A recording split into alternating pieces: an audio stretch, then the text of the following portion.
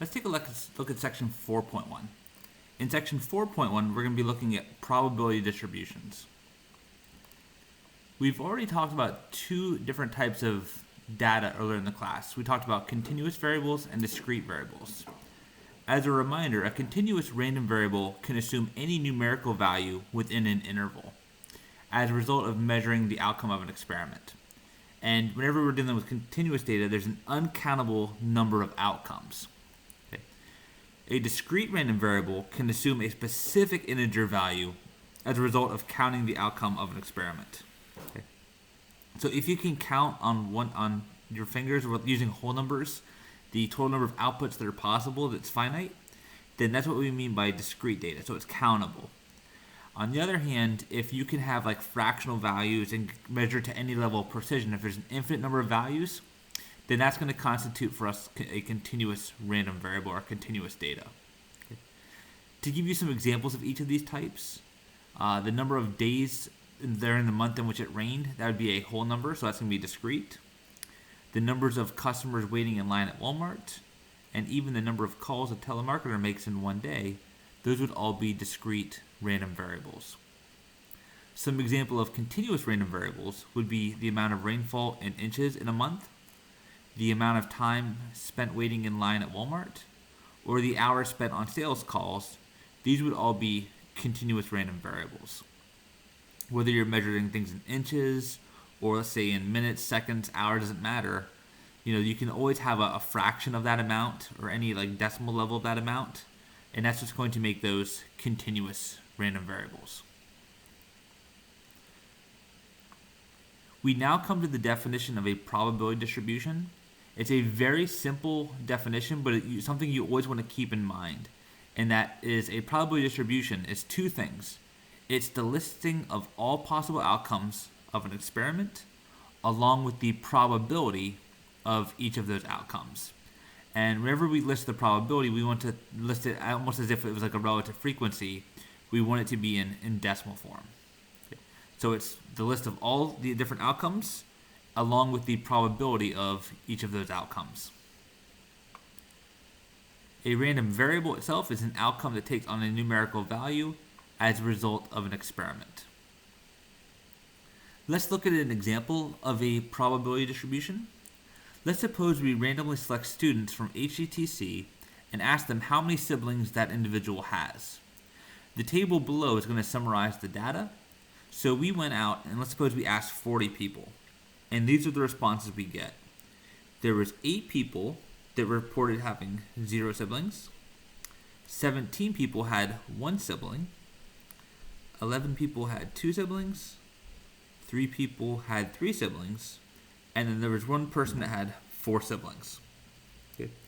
In this case, the random variable would be the number of siblings, so that's our x, that's our random variable, and then to complete our probability distribution, what we would need would be the probability associated to each of these x values. For example, the probability that somebody selected had 0 siblings, using the relative frequency approach, there's 8 such individuals out of 40, which would be 8 divided by 40, or 0.200. Similarly, the probability of 1 sibling would be 17 out of 40, which would be 0.425. And then we can go through and complete the rest of these probabilities by simply taking their frequency, dividing it by the total, and that gives us the relative frequency, which is our probability. So this table, our x values, grouped along with the probability values, that creates our probability distribution. One of the things we're going to make mark of is the fact that if you add up all of the probabilities, they should always theoretically sum up to exactly 1.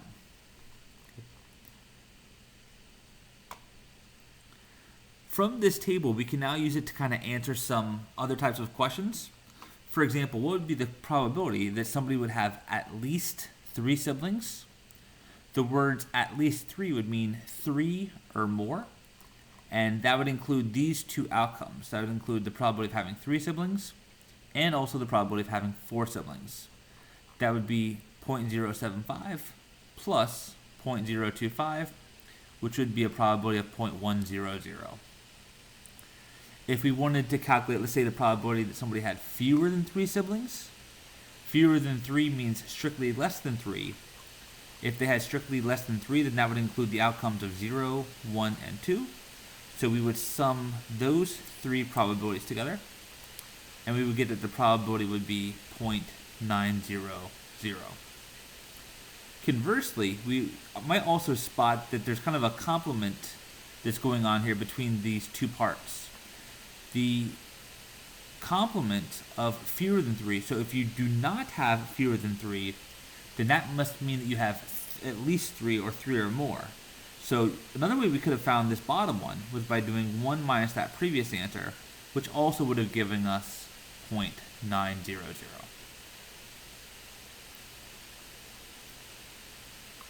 So we now know what probability distributions are. They're just a collection of all outcomes from a random experiment, along with the probabilities of those outcomes. The 2 properties that any probability distribution must satisfy is that, first of all, each probability value that is, must be a true probability value. And that means that they have to lie between 0 and 1. And the second thing is that if we sum up all of the probabilities from the random experiment, the sum of all the probabilities should equal out to exactly 1. In example 2, they say determine the probability's missing value. So here we have a probability distribution. Our random variable x ranges from 0 up to 6. And directly below it, we have the probability corresponding to each of those outcomes. However, within this table, the probability of 1 is missing.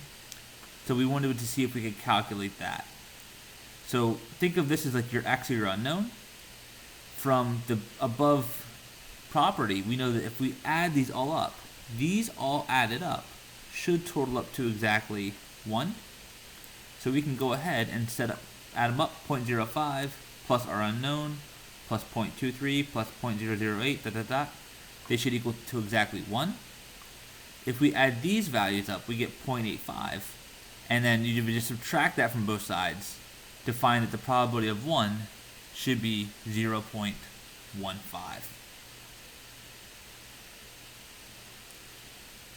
Example 3 asks us to decide if the distribution is a probability distribution or not. Via quick inspection, just by looking at the probabilities, we can tell these are all proper fractions. So each one's between 0 and 1. So it at least matches and passes the first criteria. The only thing we would need to check is to see whether or not the sum of these probabilities adds up to exactly 1. If you add 3/4 plus 1/10 plus 1/20 all the way up to 1 over 100, what we would find out is that they actually sum up to 0.97, which is just a little bit short of 1. So the answer would be that this is not a probability distribution. And the reason why it's not a probability distribution, again, is because the probabilities do not sum to 1.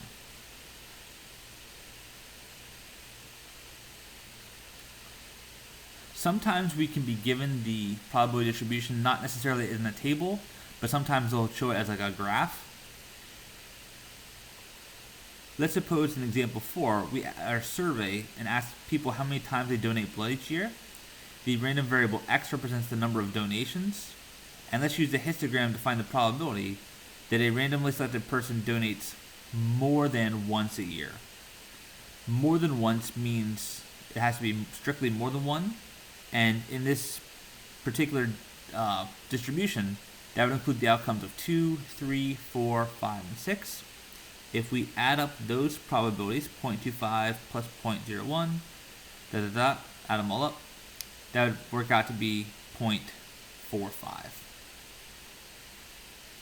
The probability that somebody donates less than 3 times a year, so if it has to be less than 3, that would correspond to the outcome 0, 1, and 2. We can add those probabilities up, 0.30 plus 0.25 plus 0.25. That would give us a probability of 0.80.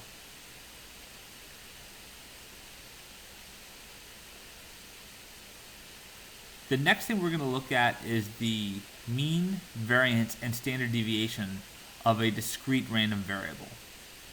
There are formulas for these. The mean of a probability distribution can be found by taking each value of the random variable, multiplying it by its corresponding probability. We would do this for every single one, and then we would go ahead and add them all up, so sum them all up. So this is the formula for the mean of a random variable. If we wanted to compute the variance would be computed by taking the square of each individual value, multiplying it by its corresponding probability, do that for all the entries and then sum them all up, and then subtracting the mean squared. That would give us the variance, and then once we have the variance, we know we can simply take the square root of the variance, and that would give us the standard deviation. So if we were to work these out by hand, these would be the formulas that we would use in order to do so. It's also entirely possible, though, to do this with the calculator. For those of you using the TI-83 and the 84, the steps will be the same. They're listed in the notes on the right-hand side. But what we can do is as following. We're going to go back to a two-list setup. So we go to Stats, Edit, and it's very important that we get these in the right order. So what we would want to do is put the list, so under L1, that's where your X values would go. So the X values go in L1, and then directly beside them in the corresponding fashion, you would need the P of X values. So I have 0.2 goes with 0, 0.425 goes with 1, 0.275, 0.075, and then 0.025. So get all of your data entered. The X's go in L1, the P of X's go under L2, and then to calculate these, what we can do is go to Stat, Calculate. We're going to use one variable statistics as we have before, and the procedure is going to be very similar, if you recall, to when we computed a weighted mean.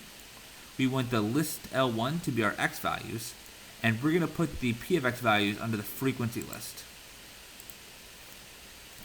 For those of you using the TI-83, what you will do is you'll put one variable stat on the home screen, and then you'll need to do L1, L2 before you hit the enter button. But if we enter this, what we get a mean of 1.3. So the mean is 1.3. The calculator will give us the standard deviation. It's going to be 0.954. And then if we want to work backwards to get the variance, all we would need to do would be to square this. So take 0.954, raise it to the second power, and that would give us our variance.